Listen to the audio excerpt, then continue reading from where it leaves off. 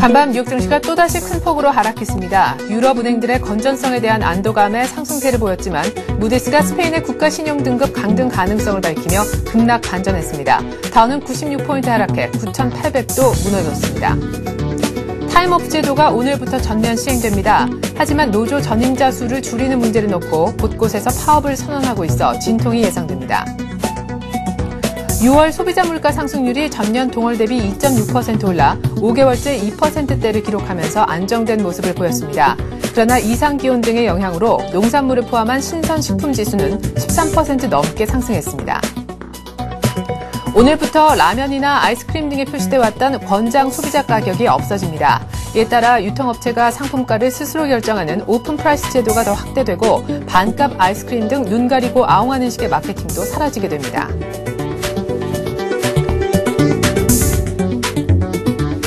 안녕하십니까. 출발선 증시의 최혜린입니다. 어제 G3 리스크 경기 둔화 가능성 때문에 코스피도 결국에는 1,700에 도달을 못하고 많이 하락했습니다. 이틀째 하락이고요. 1,690선대 머문 것은 약간 2주 만에 있는 일이라고 하죠. 사실 초반에 투자 심리가 많이 악화되면서 1,670선대도 위협을 받았었는데요. 결국에는 연기금이 저가 매수세 유입을 해주고 9거래일째 사주면서 어제 1,690선대까지 올라오면서 회복해 마감을 할 수가 있었습니다. 연기금이 또 1,000억 원대 다시금 사주는 모습. 그러나 외국인은 하루 만에 다시 팔면서 3,000억 원 이상이나 적지 않게 팔고 나갔습니다. 어제 그래도 전약 후각 모습을 좀 보여주면서요. 장 막판 기술적으로 봤을 때는 20일 이동평균선 그리고 60일 이동평균선 모두 회복을 시키면서 끝났고 낙폭도 많이 줄이면서 다른 증시에 비해서는 좀 선전했다라는 평가가 나오고 있는 것 같습니다. 어제 끝난 양시장 마감 지수 다시 한번 확인해 볼까요? 네, 코스피는 10포인트 가까이 빠지면서 1,698포인트 정도를 기록을 했습니다. 그리고 코스닥의 경우에는 심지어 상승 반전에 성공을 하는 모습이었었는데요. 장 막판 기관이 강력하게 사준 덕이죠. 자, 그리고 원달러 환율도 연일 계속해서 오르고 있습니다. 어제 장중에는 1,240원도 웃도르는 그런 모습을 보여줬었는데 장 막판 그나마 상승폭이 좀 준 것이 바로 1,222원 20전 정도였죠. 자, 아시아 증시 마감도 한번 보겠습니다. 역시 WBU에서 아시아 증시라고 피해갈 수 있는 건 아니었죠. 중국이 14개월 내 최저치를 다시금 경신하는 모습 속에 6거래일째 계속해서 내리막길을 달리고 있고요. 일본도 여기에 동참을 했습니다. 4거래일째 계속해서 내리는 모습, 특별히 어제는 2% 이상이나 급락했습니다. 그 결과 7개월 내 최저치를 또한 경신했죠. 자, 간밤에 뉴욕이 반등했을까? 이 부분이 관건이 될 텐데요. 네, 지금 마감 지수 보시면 그렇지 못하는 것이 확인이 됩니다. 다우는 이제 9,800선대가 아니라 9,700선대 모습을 보여주고 있고요. S&P 500과 나스닥도 계속해서 연 저점을 새롭게 써가고 있는 상황입니다. 역시 악재는 스페인의 신용등급 강등 그런 우려가 또한 무디스로부터 불거져 나왔다라는 것도 있지만 무엇보다 우리 시각으로 금요일 밤에 발표가 되는 고용보고서 관련해서 선행지표의 민간부문 고용이 예상치보다 아주 적게 증가했다는 부분이었습니다. 이 같은 마감지수 기억하면서 오늘 전략 한번 세워보죠.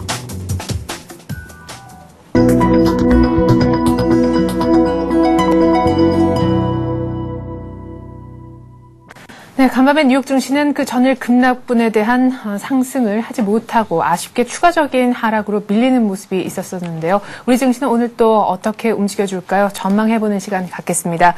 교보증권 양평동 지점에서 오기철 과장 나와주셨네요. 안녕하세요. 네, 안녕하세요. 네, 어제는 뭐 미국 때문에 또 유럽 때문에 중국 때문에 이 G3 악재 리스크에 우리 증시가 결국에는 또 하락을 하고 있었지만 사실 그 하락폭은 30포인트 초반 하락에 비해서 한 10포인트 안쪽으로 낙폭을 줄였다는 점에서 뭐 선전했다 이런 평가가 있는데 간밤에 뉴욕 쪽 분위기를 보니까 오늘 또 심상치가 않아요. 네, 국내 증시가 상당히 강합니다. 지난 한 달간의 흐름을 되짚어 보면 네. 일단은 차트를 한번 보실까요? 네. 지금 국내 차트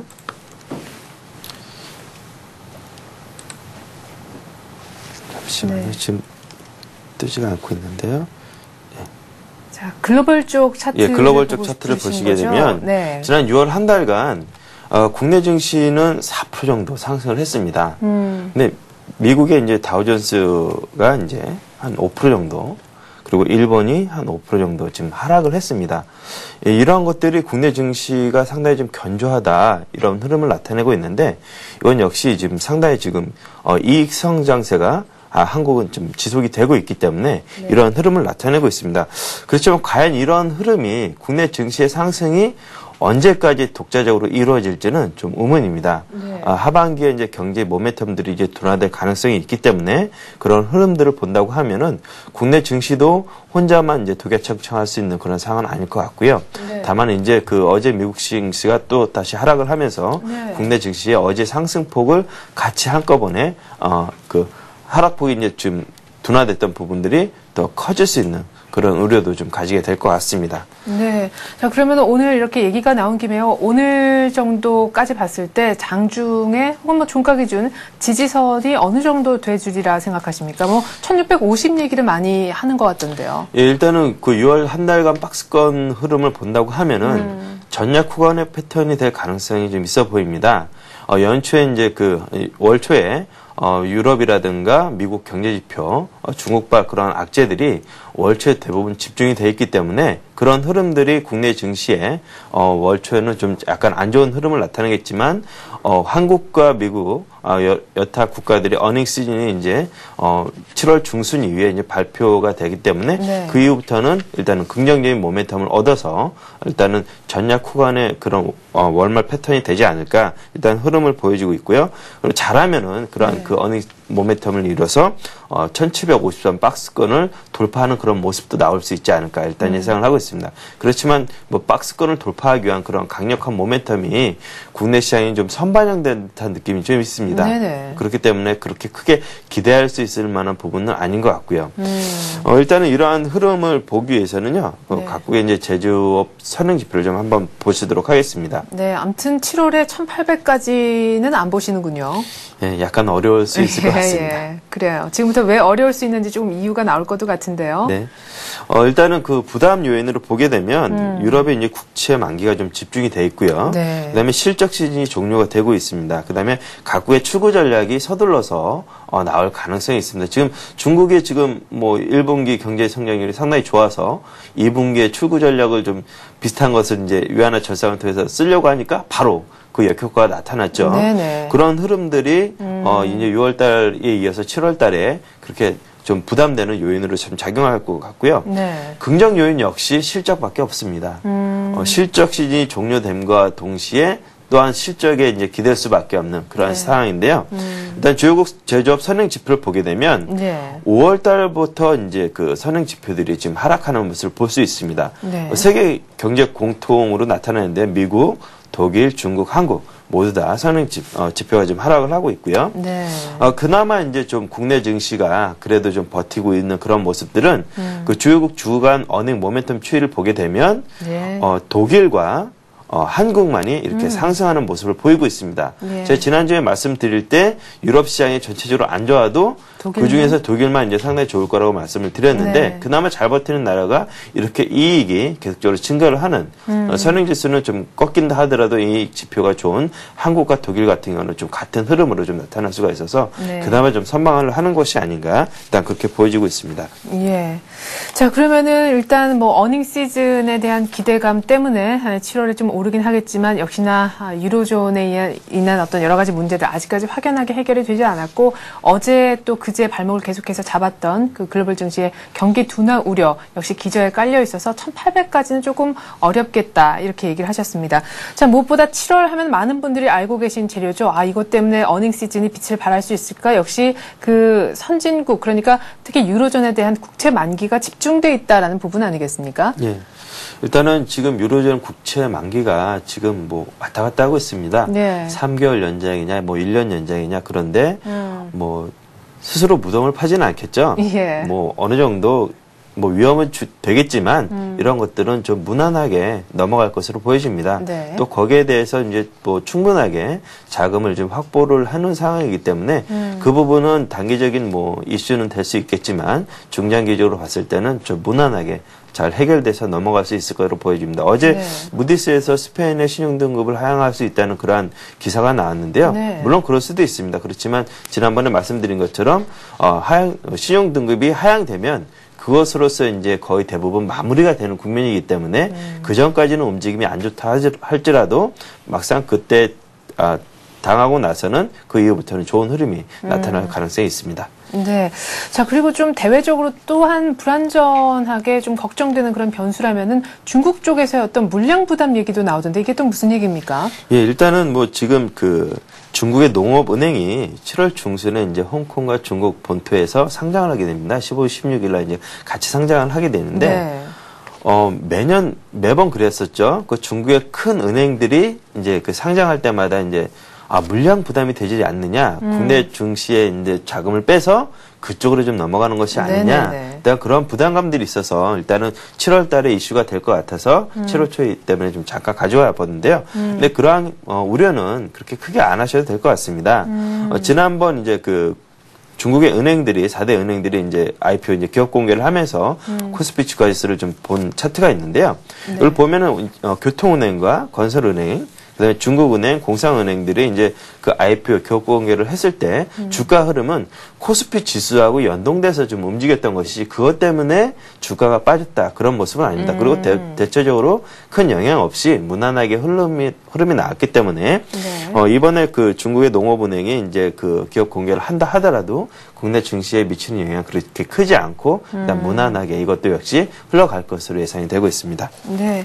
자, 그러면 이제 가장 중요한 수급을 좀 체크를 해봐야겠네요. 외국인들에 대한 지금 기대를 수급적인 측면에서 크게 걸 수 없는 가운데 그나마 어제 30포인트에서 10포인트까지 낙폭을 빠르게 쭉 줄여나갈 수 있었던 것은 뭐 저가 메리트도 느꼈겠지만 우리 개인과 또 연기금 뭐 합쳐진 프로그램 쪽의 매수가 아니었나 싶은데 이제는 이쪽이 고맙기도 하지만 여기에 또 얼마나 기대를 걸 수 있을까 생각을 해보게 되거든요. 일단은 좀 목에 차는 듯한 느낌입니다. 프로그램 매수 차익장과 상당히 좀 많이 증가를 하고 있기 때문에 프로그램 매수자라는 것은 그 선물과 현물의 차이인 베이시스가 어떻게 되느냐에 따라서 좀 많이 영향을 받습니다. 네. 그런데 어제 막판에 전일장 막판에 베이시스가 악화되면서 백오데이션으로 전환이 됐습니다. 네. 그 전까지는 콘텐츠 상황을 이루면서 프로그램 매수에 긍정적인 역할을 했었는데 어제 막판에 선물이 급락을 하면서 백오데이션으로 돌아섰기 때문에 네. 프로그램 매물이 나올 가능성을 좀 염두에 두셔야 될 것 같습니다. 그렇기 때문에 어제 제가 장초반에 말씀드렸던 하락의 그 상승폭이 일정 부분 다시 반납되는 그런 모습이 연출될 가능성이 있습니다. 그렇기 때문에 오늘 어제 하락했던 그 둔화된 부분들이 오늘 네. 갑자기 다 같이 반영될 수 있는 그런 구간이 접어들 수 있을 것 같습니다. 그렇기 때문에 오늘은 많이 빠진다고 해서 적극적으로 매수해야겠다기보다도 어느 정도까지 밀릴 것인가에 대해서 좀 지켜보시고 일단 시장이 좀 연기금이라든가 외국인들의 매매가 좀 지켜보시고 외국인들이 좀 매수가 되지 않는다 그러면 지수가 좀 버티기 힘들 것 같습니다. 최근에 연기금이 계속해서 매수하면서 증시에 버팀목이 됐는데 이건 역시도 그렇게 길게 가지는 않을 것 같고요. 역시나 외국인이 들어올 때 같이 매수를 하는 그런 타임을 잡으시는 게 좋을 것 같습니다. 네. 그래요. 전일에 다시 연기금 쪽에서도 1,000억 원대 이렇게 사줘서 좋다 생각을 했지만 또 전일에 1,000억 원대로 다시 복귀한 것은 지수적인 측면에서 그 전에 1,700 위에서 놀던 분위기와는 전혀 다르죠. 과거에 연기금이 해왔던 패턴이 다시 나타났다 이렇게도 볼 수가 있겠는데 아무튼 외국인이 살 때쯤 따라서 적극적으로 사는 것은 알겠는데 당장 오늘은 정말 그럴 것 같지 않다 이거죠. 사실 어제 이렇게 낙폭이 컸다가 후반에 윈도 드레싱이든 어떤 요인이든 쭉 올라오니까 역시 오전장에서 샀어야 됐는데 이런 의견도 있거든요. 오늘도 비슷하게 전약 후강 이런 패턴이 나오겠습니까? 일단 오늘은 전약 후강 패턴이 약간 어려울 수도 있을 것 같습니다. 어제 한번 국내 시장이 미국 시장이 이제 하락폭이 좀 적어질 걸로 예상을 하고 미리 좀 선반영됐던 느낌이 있었거든요. 네네. 그리고 또 이제 월말이기 때문에 분기 말이기 때문에 말씀하신 대로 윈도우 드레싱에 대한 효과도 좀 나타났던 것 같고요. 그렇다 보면 프로그램도 이제 베이스도 악화된 상황이고 네. 다른 여타 국가에 비해서 상당히 강했던 점을 본다고 하면 네. 오늘은 장중 내내 좀 약한 흐름이 이어질 가능성도 있습니다. 그런 흐름들 물론 월초기 때문에 상당히 상징적인 효과가 있기 때문에 지수 자체의 하락폭을 키우지는 않으려고 노력을 하겠지만 그렇지만 그렇다 하더라도 그런 큰 모멘텀은 현재 별로 없는 상황이기 때문에 오늘은 하락세가 그냥 그대로 유지된 채 마감이 될 가능성을 좀 염두에 두시고 좀 대응하시는 게 좋을 것 같습니다. 네, 그러면 이제 구체적인 전략을 좀 짜봐 주시죠. 예, 일단은 지금 국내 증시가 좀 상당히 좀 강한 것 같이 보이지만 네. 박스권 돌파를 위한 그런 모멘텀이 사실상 별로 없는 상황입니다. 그동안 국내 증시가 버텨왔던 것들이 2분기의 실적이 상당히 좋다더라. 그러니까 7월달 돼서는 주가가 많이 올라갈 것이다. 네. 그것 때문에 버텼거든요. 그렇죠. 6월 한 달간 4% 이상 뭐 다른 여타 국가에 비하면 상대적으로 10% 정도까지 차이 나는 겁니다. 네네. 일본 6% 가까이 빠졌고 국내 증시가 4% 가까이 올랐기 때문에 그렇죠. 그럼 그 갭은 상당히 큽니다. 그렇지만 이러한 것들이 이제 실적이 어닝 시즌이 끝나게 되면 더 이상 성장 동력이 나타나지 않을 가능성이 있습니다. 그렇기 때문에 일단은 그 지지선을 좀 설정을 해봐야 될 것 같은데요. 네네. 차트를 보시게 되면 그 6월 한 달간 상승폭의 38.2%의 되돌림이 이제 1660선입니다. 어제 이제 그 부근까지 이제 1680선이 살짝 깨졌다가 지금 120선이 위치하고 있는 1670선 근처까지 왔는데요. 네. 일단은 1660선을 1차 지지선으로 좀 일단 설정을 해 보시고요. 이제 거기가 이제 깨질 가능성도 염두를 해 두셔야 될 것 같습니다. 네. 그리고 이제 1636, 50% 정도의 되돌림 수준인 1636선까지 좀 일단은 하락할 수도 있다. 물론 거기도 살짝 깰 수도 있겠지만 일단은 그 정도를 지지선으로 보시고 1차 지지선과 2차 지지선을 보시고 일단은 단기적으로 매수 대응을 하시는 것이 일단 옳지 않을까 일단 그렇게 보여집니다. 네, 일단 지수적인 측면에서는 아직까지 뭐 박스권이고 박스권을 뚫을 만한 모멘텀 글쎄 이미 실적이라고 할 수 있는데 그 유일한 모멘텀도 약간 당겨서 쓴 것 같은 그런 느낌 지울 수 없다 얘기를 하셨습니다. 뭐 1차, 2차 지지선까지 이렇게 얘기를 해주셨는데 만약에 이 지지선까지 밀렸다라고 했을 때 또 밀리지 않았다라고 했을 때 어떤 업종 중심으로 좀 접근을 해볼까 이제 이 업종 얘기를 좀 해봐야 될 것 같은데요. 예, 최근에 그 내수 관련된 업종에 대한 얘기들이 많이 나오고 있습니다. 네. 그럴 수밖에 없는 것이요. 지금 선진국 경제가 별로 좋지 않기 때문에 그러면은 경상수지 흑자를 내고 있는 중국이라든가 한국 이런 국가에서 내수를 부양해라. 네. 수출을 할 테니까. 그렇기 때문에 중국계에서도 내수 관련된 그러한 것들이 지금 계속 주목이 받을 수밖에 없는 네. 상황이고요. 좀 약간 좀 강압적으로 좀 그렇게 몰리는 그런 상황입니다. 그렇죠. 그렇기 때문에 국내 시장도 내수 관련된 그런 포트폴리오를 좀 짜시는 게 좋을 것 같고요. 그래서 이제 보험이라든가 유통, 경기 방어지로 포트폴리오를 일단은 좀 구성하시는 것도 좋을 것 같습니다. 제가 이제 6월달 들어서면서 계속 말씀을 드렸었는데요. 일단은 뭐 1750선 박스권 상단에서는 부담스러운 자리이기 때문에 경기 방어지로 쪽으로도 포트폴리오를 좀 넓혀 가시는 게 좀 좋을 거라고 말씀드렸는데 네. 오늘은 그래서 이제 보험 관련주로 이제 종목을 하나 선별해 갖고 왔습니다. 네, 보험주 중에서 어떤 보험주 얘기하실지 궁금한데 삼성화재, 삼성생명 최근 들어서 좀 급하게 많이 올라서 또 이슈가 되기도 했었던 두 종목인데요. 예, 일단 삼성생명입니다. 그동안 이제 이슈란 이슈는 다 이제 몰고 다니면서 처음부터. 삼성그룹 효과 이제 뭐 삼성생명에 대한 관련 수혜주 이런 얘기들이 예. 많이 나왔는데요. 그런데 이제 막상 뚜껑을 열고 보니까 별로 그렇게 해준 거는 없는 그런 모습을 나타냈습니다. 네. 왜 그러냐면 상장 시 공모가가 상당히 비쌌다는 의견들이 지배적이었습니다. 그 전에 뭐 예상 가격이 뭐 5, 60만 원대에서 상장 적은에 130만 원대까지 올라가서 이제 액면 분할하면서 이제 10만 원으로 나왔는데요. 네. 지금 최근에 다시 이제 공모가 부근인 10만 3,500원입니다. 일단은 지금 수급 모멘텀에 주목을 해야 되는데요. 그동안 이제 참여를 할 수 없었던 기관들이 이제 4개월간 이제 락이 이제 해제가 되면서 네. 본격적으로 이제 그 리포트도 발표를 할 수 있게 되었고요. 그 다음에 이제 매수에 가담하지 못했던 기관들도 이제 적극적으로 들어올 수 있는 그런 기간이 지나갔습니다. 네. 그렇기 때문에 이제 수급 모멘텀에도 좀 주목을 하셔야 될 것 같고요. 네. 그리고 이제 삼성생명의 이제 그 전에 주도적인 종목은 삼성전자였죠. 네. 그렇지만 이제 삼성생명이 이제 그러한 자리를 이어받을 것으로 예상이 됩니다. 물론 에버랜드와 삼성생명이 이제 쌍두마차로 지배주 구조를 이제 가져가겠지만 네. 현재까지는 삼성생명이 삼성그룹의 지배구조의 정점에 위치해 있기 때문에 이러한 모멘텀들이 상당히 좀 반영이 될 것으로 보여집니다. 그렇기 때문에 지금 그 공모가 부근이기도 하고 좀 매력적인 가격대에 이제 서서히 들어오는 것이 아니냐 일단 그렇게 보여집니다. 그리고 일단 수익성도 상당히 뛰어난데요.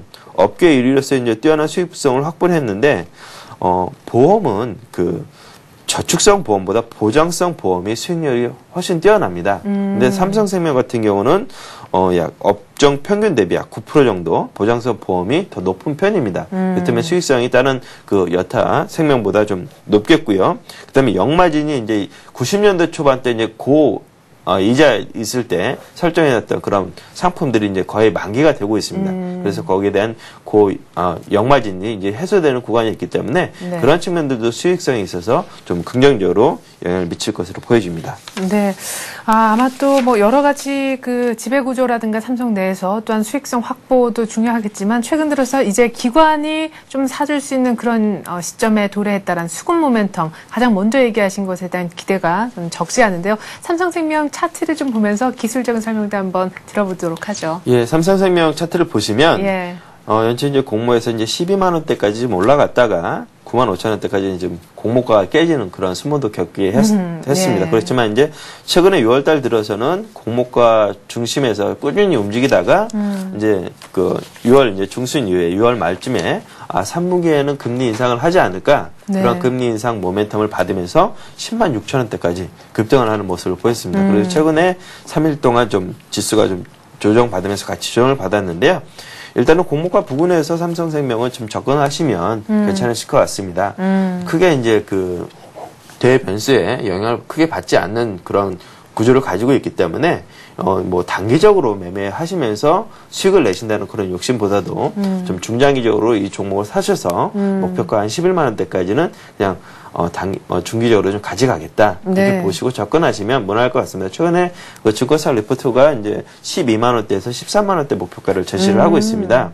뭐 처음에 나왔을 때 10만 원도 좀 비싼 것이 아니냐 했는데 예. 그러한 의견들이 좀 많이 좀 변하고 있습니다. 지금 가격대에서는 좀 매력적인 가격대인 것 같고요. 지금 뭐 경기적으로도 포트폴리오를 짜실 때 좀 방어적인 성격의 삼성생명을 좀 편입하시면 좀 괜찮을 것 같습니다. 네, 이렇게 해서 오늘은 삼성생명 얘기를 한번 들어봤네요. 가격적인 설명까지 함께 했는데 중기적으로 한번 보면 좋겠다 얘기였습니다. 교보증권 양평동 지점 오기철 차장과 함께했습니다. 고맙습니다. 네, 감사합니다.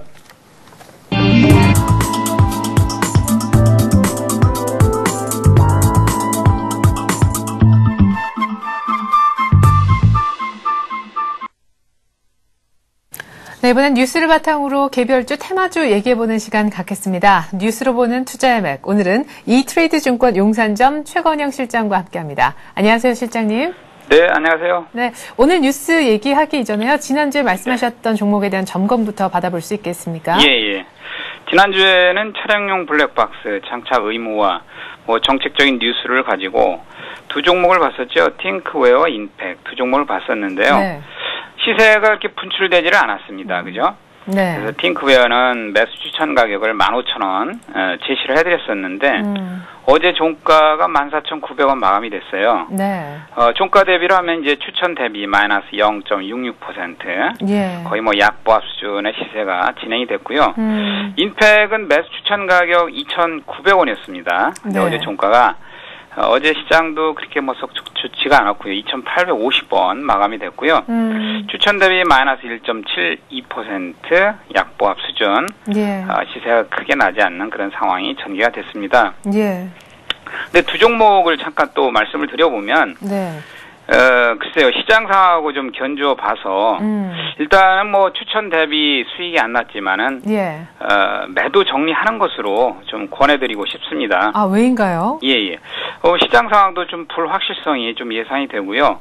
또 제가 말씀드린 블랙박스라고 하는 그런 내용의 뉴스가, 네. 시세 반영도가 좀 약할 것 같아요. 아무래도, 네.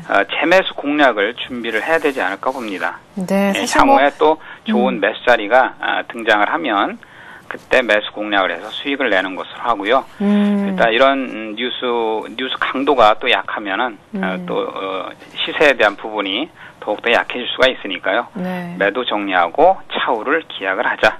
자, 이렇게 말씀을 좀 드리고 싶습니다. 네, 지난주에 얘기하셨던 이 차량용 블랙박스 장착 의무, 이것도 뭐 역시 단발성으로 굉장히 강하진 않을 것인데 좀 길게 볼 수 있었으면이라고 하셨는데 어쨌거나 예, 현재에서는 어떤 반영되는 강도가 약할 것 같으니까 좀 나중으로 한번 미뤄보자 이런 얘기셨던 것 같습니다. 네, 그렇습니다. 자, 좋습니다. 그러면 오늘은 어떤 뉴스 얘기해 볼까요? 예, 오늘도 뭐 정책적인 뉴스 같은데요. 네. 뭐 이런 뉴스가 있습니다. 2011년도부터는 닭고기 포장 유통을 의무화 시행을 한다.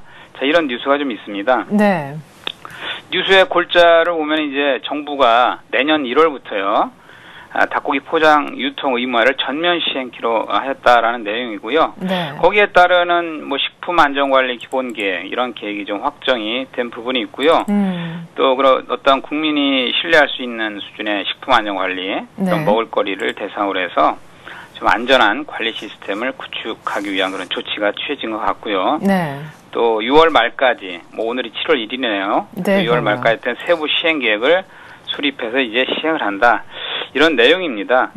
또 관련 종목이 또 상장 기업 중에 좀 있죠. 관심 종목으로는 이제 하림, 마니커, 동우, 최리브로 뭐 4개 종목이 있는데 최리브로는 비상장 종목이고요. 상장된 종목 하림, 마니커, 동우.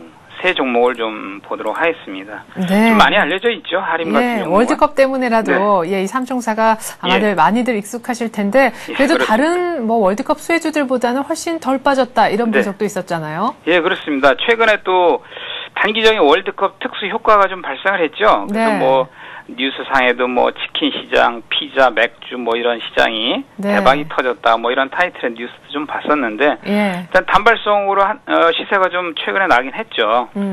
단발성으로 나긴 했어도 그 월드컵 특수 효과 이후에 좀 하락을 했습니다. 좀 약간은 조정을 받는 모습에 패턴이 지금 진행이 되고 있는데 조정의 물량을 받고 다시 한번 그 계절적 수혜주라고 하는 것, 또 하절기 수혜주라고 하는 것, 이런 단기적인 또 한 번의 어떤 수혜가 될 수 있는 종목이다라고 보고요. 또 거기에 따라서 또 내년도 포장 유통 의무화가 시행이 된다. 이런 또 호재가 겹치는 부분이 좀 있어서 이런 부분이 단기적으로 좀 수익이 나지 않을까라고 좀 골라봤습니다. 그래서 종목을 좀 볼까요? 종목을 보면 일단 하림 종목이 일단 대장주라고 보고요. 그렇죠. 자본금도 규모도 제일 크고요. 시가총액도 2,911억 가장 큰 부분이고요. 또 닭고기 시장에서의 시장 점유율이 31.2% 가장 좀 높습니다. 마니커가 13% 정도 시장 점유율, 동호가 한 9.1% 시장 점유율을 좀 주고 있고요. 또 할인 같은 경우는 최근에 수급 관계를 보니까요. 외국인이 또 연일 순매수하는 그런 기조를 좀 보이고 있습니다. 또 기관도 최근에 4일 연속, 어제까지 해서 4일 연속 순매수 그런 부분을 좀 보여줬고요. 그래서 기관과 외국인이 동반 순매수하는 기조가 형성 중에 있다. 좀 이렇게 볼 수가 있고요. 뭐 전체적으로 하림이나 동우나 마니커나 보면은 이제 초복이 7월 19일이지 않습니까? 초복이 셋째 주 월요일이네요. 그래서 19일 보름 앞두고서 하림 같은 경우 하루 최대 50만 마리의 어떤 생산량이 또 늘어나고 있다. 그래서 비상가동 체제의 어떤 공장이 돌입한 상태이다. 자, 그런 부분이 상당히 매출 효과에 좀 기여를 할 것 같습니다. 가격대를 한번 볼까요? 그 매수 추천 가격을 하림은 어제 종가가 3,550원 마감이 됐습니다. 어제 많이 올라와줬네요. 어제 좀 오르더라고요. 그래서 매수 가격은 3,500원 말씀을 좀 드려보고요. 목표 가격은 4,000원 정도, 15% 정도 잡아봤습니다. 4,000원 가격이 지난 6월 7일 월드컵이 막 시작한 그 시점에서 3,975원 고점을 찍었어요. 그 고점까지는 한번 시세 탄력이 나오지 않을까 해서 4,000원 그 정도 목표를 좀 잡아봤고요. 손절매는 아무래도 10% 정도 가장 최근에 저점 자리 3,000원 선. 거기서 약간 올려서 3,150원 이런 정도로 이제 저점을 좀 잡아봤습니다. 그런 정도 보고요. 동호는 어제 종가가 4,080원 마감이 됐죠. 매수 가격도 어제 종가보다는 살짝 아래 가격 4,000원 정도 이렇게 좀 볼 수가 있겠고요. 목표 가격도 역시 4,600원. 요것도 직전 고점이 4,610원이었습니다. 4월 23일 날. 그래서 직전 고점까지는 한번 다시 한번 리트라이 되는 시세 흐름을 좀 보자. 15% 정도 목표를 설정을 해봤고요. 네. 손절도 한 10% 좀 잡아봤습니다. 네, 저는 궁금한 것이 이제 다음으로 말씀하실 마니커라는 종목이요. 네. 이 대장주 하림하고 좀 전에 말씀하신 동우하고는 네. 어떤 식의 차이가 있는지 궁금한데요. 아, 그러세요? 네. 물론 지금 마니커, 동우, 하림 모두 지금 계절적 수혜에서 모두 특혜가 있는데요. 네. 하림은 말하자면 이제 브랜드 가치 1위입니다. 네. 닭고기 시장에서는 선도업체라고 볼 수가 있고요. 동우 같은 경우는 특징이 좀 현금성 자산 300억 원 수준의 현금성 자산이 좀 풍부하다. 또 군산도시가스 네. 이게 다 전라도 기업이거든요. 하림, 예. 동우가. 근데 전라도에 어떤 있는 기업인데 동우 같은 경우는 군산도시가스 지분을 19.8% 보유를 하고 있다는 부분이 특징이 되어 있고요. 네. 마니커는 2010년도 예상 실적 기준 PER이 2.3배 수준으로 상당히 저평가되어 있다. 저평가 PER로 봐서 추가 상승 여력이 좀 충분하다. 네. 자, 이런 부분이 있습니다. 그래서 그런 각각 비교해 볼 수 있는 네. 좀 특징이 있고요. 예. 마니커도 매수 추천 가격은 1,100원을 좀 제시해 봐 드리겠습니다. 좀 예. 저가주죠? 예. 예, 목표 가격 한 15% 정도 1,265원 이렇게 제시를 해봐드리겠고요. 손절은 990원, 10%. 좀 너무 저가주이긴 한데 제가 볼 때 이 세 종목을 추천을 드리지만 여기에서 좀 추천을 그래도 가장 우선순위를 둬야 될 종목을 꼽으라면 네. 일단 하림을 먼저 말씀을 좀 드리겠습니다. 하림 주가 동향을 제가 최근에 이제 계속 보아왔는데요. 네. 유동성이 좀 풍부하더라고요. 매수 매도의 유동성. 네. 그래서 매수세가 몰리는 그 어떤 형태가 동우나 마니커보다는 시장에서의 관심도가 높다라는 것을 볼 수가 있거든요. 네. 또 예상 1분기 실적도 좋고요. 네. 또 2분기 실적이 1분기 대비해서 네. 90억 원대의 영업이익이 좀 추정이 됩니다. 2분기가 어제 마감이 됐죠. 6월 말로요. 네. 그래서 영업 실적도 어떤 기존 증권사 레포트 나와 있는 내용을 쭉 보니까 가장 그 어떤 우월한 그러한 종목이다라고 판단이 됩니다. 네. 뭐 닭고기 3인방에 대해서 저희가 얘기를 한번 해봤습니다. 그렇습니다. 내년부터 포장 유통 의무화된다라는 뉴스를 가지고 그중에서 아무래도 탑픽은 동우나 마니커보다는 하림 쪽이 아니겠느냐 이런 그렇죠. 의견까지 함께했습니다. 이트레이드증권 용산점 최건영 실장과 함께해봤습니다. 실장님 오늘도 도움 말씀 감사드립니다. 네, 감사합니다.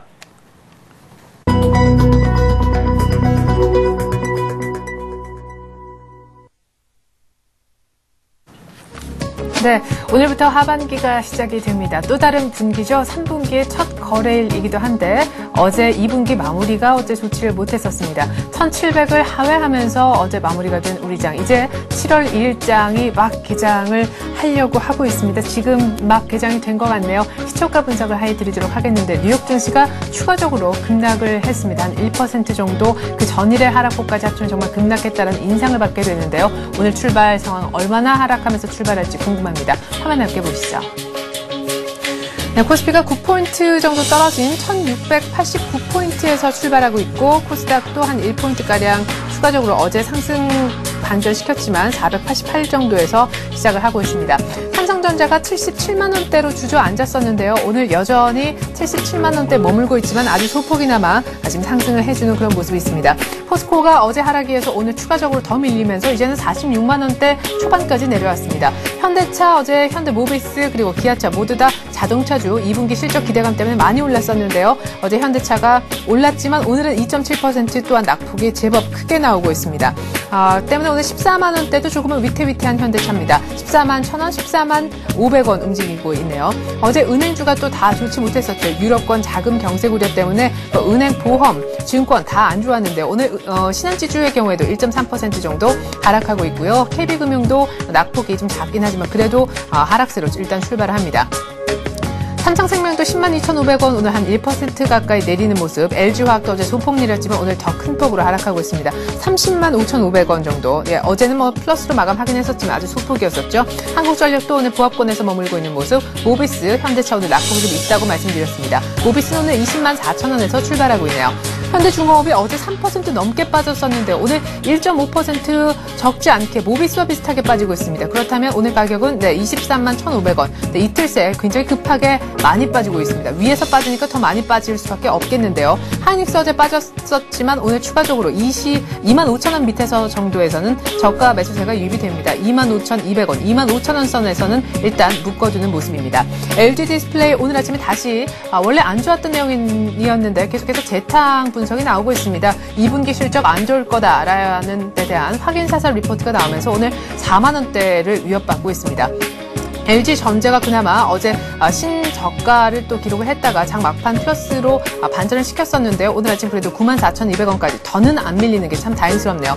기아차가 그래도 오늘 모비스라든가 현대차보다는 낙폭은 조금 덜한 편에 속하고요. KT 조금 선전을 해주고 있습니다만 그래도 마이너스를 달고 있네요. 우리금융도 역시 약보합, 삼성전기도 오늘 소폭이나마 그래도 조금은 내리고 있습니다. 롯데쇼핑, 신세계 모두 다 보합권 정도로 좀 견조해주리라 생각했었는데 신세계가 오늘 한 1.5% 정도로 롯데쇼핑보다 한 2배가량 많이 빠지고 있습니다. NHN, KTNG에는 매수세가 들어오고 있고요. 오늘 두산중공업 수주 얘기가 나왔나요? 혹은 기대감인가요? 오늘 7만 8천 원까지 터치를 해주면서 오늘 같은 분위기 속에 3% 급등 출발해서 눈길을 모으고 있습니다. 그리고 오늘 처음으로 코스닥에서는 소드풀 신소재가 OCI 머티리얼즈로 사명을 바꾸고 다시금 출발했는데요. 1.27% 오늘 이름도 달라졌는데다가 주가도 빨간불을 켜고 있네요. 네, 역시 예상했던 대로 출발은 좋지 못합니다. 한 10포인트가량 또 어제 종가만큼이나 그 전일 대비해서 낙폭이 있으면서 출발합니다. 오늘 외국인이 그러나 아주 소폭 사주고 현선물 동반 사주면서 출발하는 아주 조금은 독특한 그런 출발인 것 같습니다. 자세한 출발 상황 분석 우리투자증권 이경민 연구원으로부터 들어보죠. 안녕하세요. 예, 안녕하십니까. 네, 뉴욕 쪽 분위기가 안 좋아서 오늘 하락 출발은 예상했었는데 10포인트 정도 낙폭을 어떻게 해석하시는지 궁금하고요. 오늘 외국인이 아직은 알 수 없지만 일단은 현선물 동반 사주 는군요. 네, 지금 미국 증시가 1% 가까운 하락세에도 불구하고 코스피는 현재 0.74% 하락하면서 1685포인트를 기록하고 있습니다. 상대적으로 견조한 모습을 보이고 있는데 그 이유 중에 하나는 외국인이 현선물 시장에서 매수세를 보이고 있다는 점이 좀 눈에 띈다고 할 수 있겠습니다. 하지만 아직까지는 안심을 할 수 없는 측면이 있겠는데요. 그중에 가장 중요한 것은 프로그램 매도세가 아침부터 출회되고 있다는 점입니다. 그동안 매수 주체가 특별히 없었던 가운데 프로그램 매수세가 굉장히 시장의 하방형성을 키워줬는데 오늘 같은 경우는 이 프로그램 움직임이 어떻게 나타날지 좀 주목을 해보실 필요가 있겠고요. 업종별 흐름에 있어가지고도 지금 현재로서는 0.76% 하락하고 있는 가운데 건설, 기계, 의료정밀 업종이 상대적인 강세를 보이고 있습니다. 이에 반해 주도 업종이라고 생각되었던 운수장비 업종이 2% 가까운 하락세를 보이고 있고요. 그동안 반등세를 보였던 금융업종도 약세를 보이면서 시장 전반적으로는 아직까지 강한 반등 탄력을 보이긴 힘들지 않을까라는 생각을 하고 있습니다. 네. 자, 그러면은 궁금한 것이요. 어제는 이보다 더 심하게 출발했지만 10포인트 정도로 낙폭을 많이 만회를 해주는 모습. 외국인이 3천억 이상 팔아도 좀, 어쨌든 종가기준 지수로 보면은 다른 증시보다는 훨씬 더 선전했다라는 평가인데, 자, 오늘도 출발에 한 10포인트. 오늘도 역시 아침엔 좀 약해도 후반 들어서 점점 강해지는 모습 기대할 수 있겠습니까? 말씀하셨듯이 프로그램 쪽이 조금 걱정스러운데요. 네, 어제 증시가 굉장히 빠른 반등세를 보였었던 것이 사실인데요. 네. 그렇지만 1700선을 넘어서긴 좀 힘든 모습이 나타나고 있습니다. 1700선이라고 한다면은 심리적 저항대가 될 수도 있겠지만 현재 11개월째 이어지고 있는 박스권 등락 과정에 있어서 굉장히 중요한 분기점 역할을 했고요. 그리고 현재로서는 61선이 위치하고 있음에 따라 가지고 수급선이라고 불리는데 61선이 네. 61선을 수급 수급 사항이 뚜렷하게 개선되지 않는다면 1700선을 넘어서서 강한 반등 탄력을 보이긴 좀 힘들 것으로 예상되고 있습니다. 네. 따라서 이런 상황 속에 글로벌 증시, 그러니까 특히 미국과 중국 증시가 연중 저점을 하향 이탈하고 추가 하락했다는 점에서는 좀 매수 포인트 잡기 그리고 추격 매수하기는 좀 어려운 상황인데요. 따라서 저점 매수 관점을 가져가 보시는 것이 필요하지 않나라는 생각을 하고 있습니다. 최근 흔들리는 경제지표 또한 회복 추세 속에 나타나는 진통 과정으로 판단하고 있기 때문에 무조건적인 매도 전략보다는 저점 지지대를 한번 생각해보고 저점 매수 관점으로 접근해 보시는 것이 필요해 보이는데요. 일단 1650에서 1660선은 121선 그리고 201선이 위치해 있고 상승폭의 38.2% 되돌림 수준이라는 점에서 저점 매수를 한번 고려해봐도 될 만한 포인트라고 보고 있고요. 이런 점에 있어가지고는 20일, 60일 골든크로스가 발생한 이후 정배열 구조가 완성되었다는 점은 코스피 하반 경직성을 한번 강화시켜줄 요인이 되지 않을까라는 생각을 하고 있습니다. 하지만 이런 지수 움직임에도 불구하고 전일 시장에서도 봤듯이 종목별, 업종별 차별화가 굉장히 심했습니다. 따라서 이런 점을 본다면은 업종, 종목별 대응이 좀 더 중요한 시점이 아닌가라는 생각을 하고 있습니다. 네, 1670, 한 120일 이동 평균선 정도가 있는 이 정도 자리에서 한번 저가 매수 전략을 생각해 보는 것이 어떻겠느냐. 앞으로 60일 이동 평균선 수급선에 위치한 그 1700 바로 밑은 아무래도 수급이 완전히 호전되지 않는 한 올라가기 힘들 것이다 라는 생각 때문에 어쨌든 1700 바로 밑까지 1700 위는 못 뚫린다 생각을 하고 1670부터는 조금 사볼 만한 종목에 대한 업종에 대한 그런 고민이 필요하다 얘기를 하셨는데요. 어떤 업종이 저가 매수를 하는 데 있어 좀 먹힐까요? 네, 지수 방향성으로 상승세의 촉매제가 될 수 있는 것은 어닝 시즌이 아닌가 하는 생각을 하고 있습니다. 네. 예, 물론 결과를 아직 알 수는 없지만 저희가 한번 살펴본 결과로서는 업종별 대응에 있어서 전망치 변화율이 높을수록 실적 시즌 동안 어닝 서프라이즈 가능성도 높고 상대 수익률 측면에서도 유리하다는 점을 좀 주목하실 필요가 있겠고요. 이런 점에서 2, 4분기 실적 전망 변화율을 한번 살펴봤는데요. 3개월간 분기 실적 변화율에서 눈에 띄는 점은 소비자 서비스, 생활용품, 내구 소비재, 음식료 등 내수 관련주들이 주로 상위권에 포진해 있다는 점입니다. 네. 상대적으로 양호한 국내 내수 경기에 대한 기대감이 높은 것을 반영한다고 볼 수 있겠는데요. 따라서 2, 4분기 실적 시즌을 감안한 단기 트레이딩 전략에 있어서도 소비자 서비스, 생활용품, 내구 소비재, 음식료 등 내수주들에 대한 상대적 관심도를 좀 높일 필요가 있다고 판단되고 있고요. 이와 함께 IT, 자동차 등 기존 주도주들이 실적 전망 역시 상향 추세가 이어지고 있습니다. 업종별 매매 전략에 있어서도 꼭 짚고 넘어가야 될 점인데요.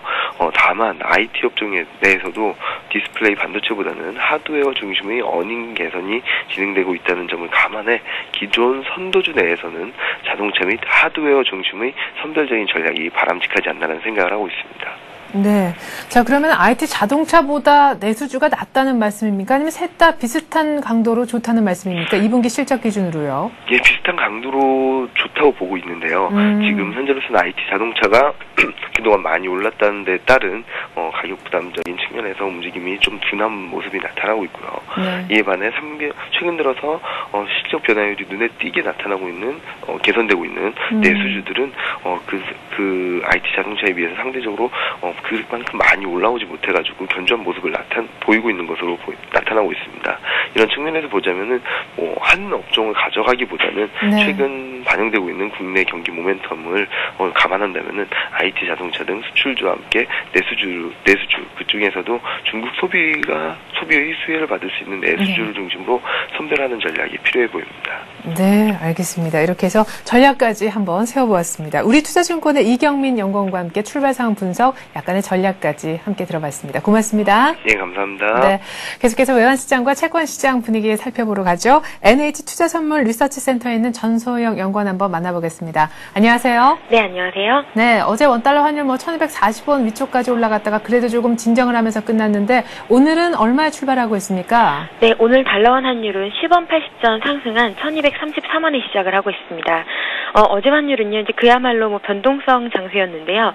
장 초반에 중국과 미국의 지표 부진으로 경기도나 우려가 확산되면서 초반에 1243원까지 오르는 등 급등세를 연출했지만 40원 위로 올라가면서 월말 내고와 그리고 역여매도 그리고 손절이 가세하면서 롱심리가 결국 무너졌습니다. 그래서 결국 어제 환율은 전일 대비 5원 20전 상승이 그친 1222원 20전에 마감했습니다. 자, 말씀하셨듯이 어제는 정말 환율이 놀이동산에 간 것처럼 롤러코스터를 타는 그런 모습이었는데 때문에 전망하시기가 쉽지가 않을 것 같습니다. 오늘 또 7월 첫 거래이고 하반기의 첫 날이기도 한데 말이죠. 이제 유로화하고 우리 원달러 환율하고 이렇게 동행하는 모습은 아닌 것 같아서요. 어떤 변수를 지켜봐야 되는지요? 예, 일단 뭐 환율 변동성이 좀처럼 이제 줄어들지 않고 있는데요. 시장이 쉴만하면 이제 재료들이 나오면서 환율 변동성을 키우고 있습니다. 오늘도 뉴욕에서 스페인의 신용등급 강등 가능성이 보도가 되면서 추가 상승을 예고하고 있었는데요. 일단은 뭐 월말 반기말을 넘기면서 수급상으로도 위쪽을 트라이할 가능성이 높은 상황입니다. 대외 악재들이 줄을 잇고 있는 만큼 리스크 자산 회피 심리가 커지면서 달러엔 같은 경우 88까지 하락을 했고 달러 인덱스도 다시 86선을 회복하는 움직임들이 워낙 약세를 자극하는 요인이 되고 있습니다.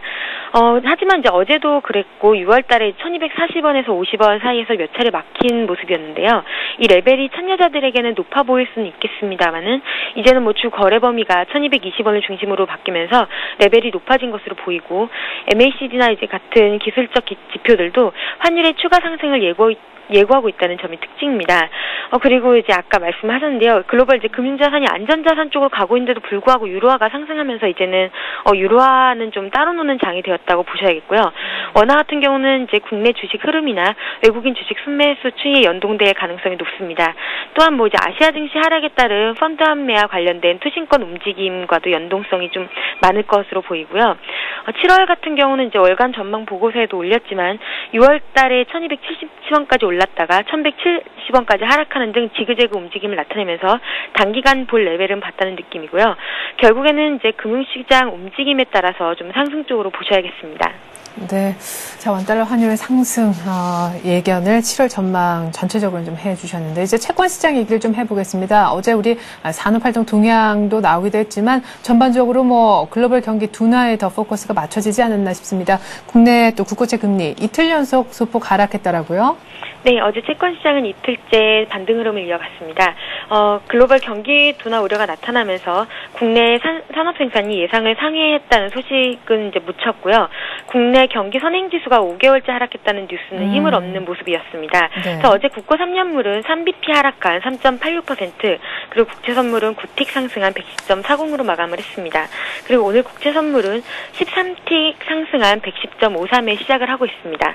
네, 오늘 아침에 보니까 6월 소비자 물가가 나왔던데요. 계속해서 2%대로 안정세를 유지하고 있다라는 결과가 나왔더라고요. 그러면은 뭐 당분간의 금리 인상에 대한 또 그 얘기가 조금은 줄지 않겠습니까? 예, 뭐 오늘 아침에 나온 이제 소비자 물가가 전월비에는 또 하락 반전하면서 네. 글로벌 경기도나 우려와 맞물려서 7월 금통위에서 금리가 동결될 것이라는 스탠스에 이제 시장이 집중할 것으로 보입니다. 그렇지 않아도 이제 금리가 3.95%까지 올라갔는데 6월 한 달 동안 좀 급등했던 것에 대한 반작용이 필요한 상황이었는데 때마침 경기 둔화나 뭐 유로존 우려 등이 불거지면서 채권 시장이 안정을 찾는 모습이고요. 오늘도 이런 흐름이 이어갈 것으로 보입니다. 일단 국채 선물 같은 경우는 20일 이평선인 110.50이 좀 크리티컬한 레벨인데요. 어제도 막혔던 레벨이기 때문에 이 레벨 돌파가 아직 지속되는지 여부에 좀 주목하셔야겠습니다. 네, 이렇게 해서 채권 시장, 외환 시장 지금 출발 상황과 더불어서 전망까지 함께 들어봤습니다. NH 투자 선물에 있는 전소영 연구원께서 분석해 주셨습니다. 잘 들었습니다. 네, 감사합니다.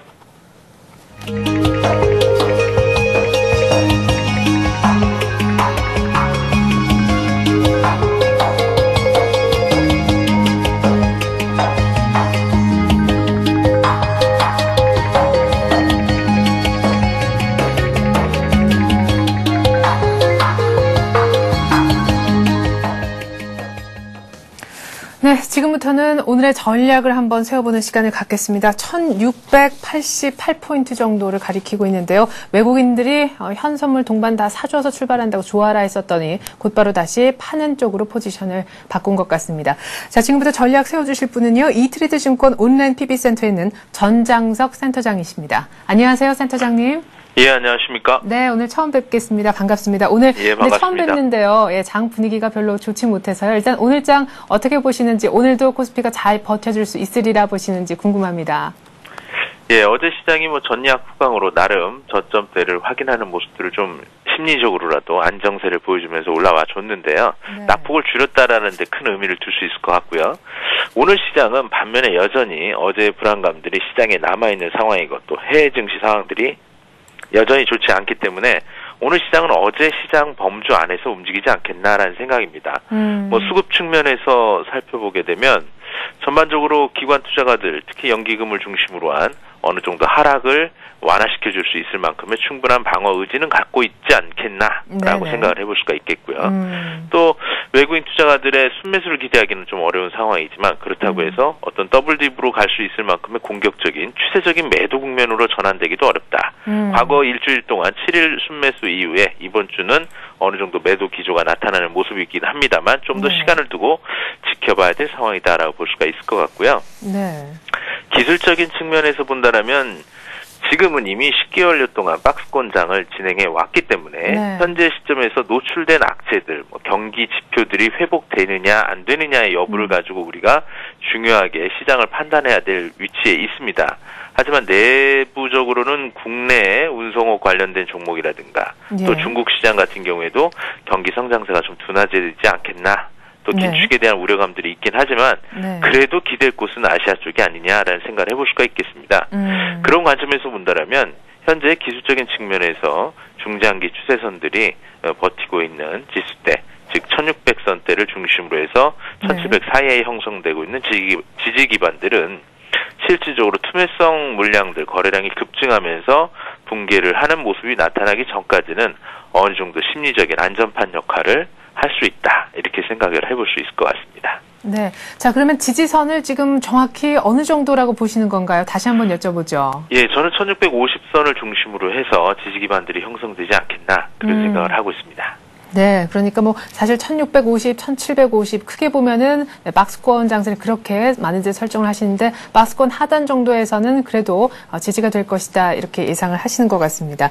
그래요. 그러면 결국 지금 박스권에 계속해서 머물고 있는데 하단까지는 좀 찍고 다시 올라오지 않겠나 이런 시나리오를 염두에 두고 계시는 거네요.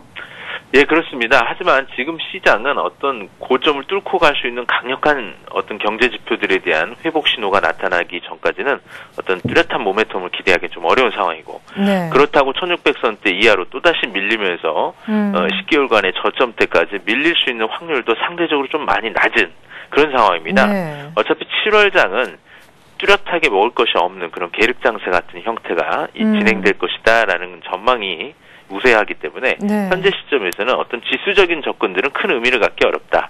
오히려 종목별로 우량한 실적이 기대되는 종목들에 관심을 갖는 것이 필요한 시점이다라고 볼 수가 있겠습니다. 그래서 결과적으로는 투자 전략들을 세우는 데 있어서는 장중 저점을 지지하는지의 여부, 오늘은 혼조세가 많이 나올 가능성이 높습니다. 윗골이나 아랫골의 시가를 중심으로 해서 모두 형성될 확률이 높고요.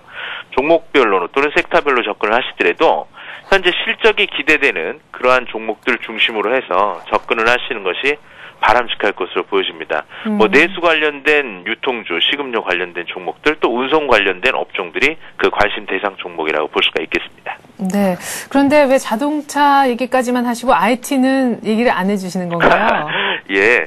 자동차나 IT, 이쪽 섹터는 실질적으로 올해나 내년 중장기적인 측면에서 계속해서 접근해야 될 테마이면 틀림이 없습니다. 다만 시장 상승과 더불어서 최근 들어서 가격 부담을 가지고 있기 때문에 추가적으로 매수를 하기에는 부담스러운 시점이긴 하지만 오히려 지수가 조정을 받는 기간에서 충분히 관심을 갖고 계속 모니터링을 하셔야 될 것 같습니다. 그래서 궁극적으로는 보유하고 있는 포트폴리오 속에 일정 부분은 편입하는 전략들이 필요할 것으로 보여집니다. 네. 근데 사실은 지난 1분기 그 어닝에 들어갔을 때는 사실 IT 자동차로 거의 2배 된 그런 뉴스들을 볼 수가 있었는데 지금은 우리 센터장님처럼 IT의 얘기는 어떤 단기적으로는 슬슬쩍 빼는 분위기도 있고 심지어 내수주 얘기를 많이들 하시는 걸로 봐서 정말 말씀하셨듯이 7월장에서는 별로 재미없는 정말 수익이 별로 기대가 안 되는 그런 장세가 펼쳐지겠구나 이런 생각도 드는데요. 7월장 전망을 어떻게 하시는지 간단하게 한번 여쭤보죠. 예, 그 심리적인 측면에서 접근하시면 간단할 것 같습니다. IT나 자동차는 일반 투자자분들께서 많이 편입하고 못하고 계실 거예요. 시장을 주도하면서 타이밍을 놓치신 경우가 많기 때문이죠. 하지만 이 종목들은 계속해서 매수를 해서 보유를 할 필요가 있는데 문제는 단가죠. 그런 측면에서 보는 것이 중요할 것 같습니다. 그래서 주도주, 여러분들이 신문에서 많이 보셨던 또 장기적인 측면에서 우량한 종목들, 특히 지금은 빛과 관련된 또 LED 관련된 종목들 또 그린 에너지 관련된 종목들은 자동차나 또는 우리 스마트폰과 연계된 그런 종목들이 많이 있습니다. 이런 종목들은 계속해서 매수할 수 있는 가격에 대한 타이밍을 보시는 게 좋겠고요. 7월은 반대로 그동안 올랐던 주도주에 비해서 시장에서 좀 소외되어 있었던 우리가 관심을 갖지 못했던 하지만 실적이 턴어라운드 되면서 전년도 동기 대비 급격하게 증가되는 종목들이 많이 있습니다. 이런 종목들이 식음료라든가 또는 운송 관련된 종목들에서 많이 있기 때문에 이런 종목에 오히려 단기적인 관점에서의 접근들은 훨씬 더 좀 수월하지 않겠나 이렇게 생각해 볼 수 있겠습니다. 네, 그렇겠네요. 7월 달에 소외됐지만 사실상 2분기 실적은 정말 턴을 할 수 있는 그런 쪽으로 한번 보는 것이 단기적으로 더 유리하겠다라고 얘기를 하셨습니다. 자, 그러면은 오늘 장은 이거치다라고 끝으로 한번 정리 말씀 부탁드리죠. 예, 심리적으로는 불안하지만 저점에 안전판을 갖고 있는 저점을 확인하면서 시장을 접근하는 것이 중요할 것 같습니다. 동기에 대한 우려감보다는 저점에서의 혼조세로 지지선을 확인하는 시장 흐름이다라고 보시면 되겠습니다. 네, 그 저점은 한 1650 정도 얘기를 하셨던 걸로 기억을 합니다. 이트레이드 증권 온라인 PB센터에 있는 전장석 센터장님과 함께 해봤습니다. 오늘 전략 세워주신 거 잘 들었습니다. 고맙습니다. 예, 감사합니다. 네. 자, 지금 지수 한번 다시 확인을 해보죠. 1687 정도에서 출발했었는데요. 제가 센터장님하고 얘기 들어가기 전에 1688포인트였는데 지금 그래도 1690까지는 뭐 올라왔습니다만 아직까지 뭐 이 정도에서 80 후반, 90대 초반 정도에서 움직이고 있는데요. 네, 그래도 뭐 코스닥은 또 어느덧 상승 반전을 시켜서요. 490까지는 올려놓는 것 같네요. 개인들이 지금 열심히 현물, 선물 다 사고 있고 코스닥에서도 사고 있습니다. 근데 풋옵션도 같이 사면서 조금은 방향성이 조금 의심이 되긴 하는데요. 오늘 프로그램 쪽에 베이시스가 어제 그 콘텐고에서 다시 백오데이션으로 돌아가면서 좀 걱정을 했었는데 역시 프로그램 쪽에서 오늘 매물이 좀 나옵니다. 650억가량. 비차익도 역시 매도 우위를 기록을 하고 있고요. 외국인도 한 100억가량 정도 팔고 있습니다. 오늘 우리 지수로 봤을 때는 지지가 이제 어느 정도 선에서 나오는지 이 부분이 굉장히 중요하다라는 얘기들을 하시는 것 같습니다. 밑으로도 크게 빠지지 않을 하지만 위쪽으로도 쉽게 올라갈 수 없는 이런 장세 속에서 종목별로 실적을 기준으로 해서 집중을 더 하셔야 될 것 같습니다. 선택과 집중이 요구되는 시점, 보다 자세한 더 많은 종목 얘기는 잠시 후 마켓앤 센 증시를 통해서 해드리겠습니다. 고맙습니다.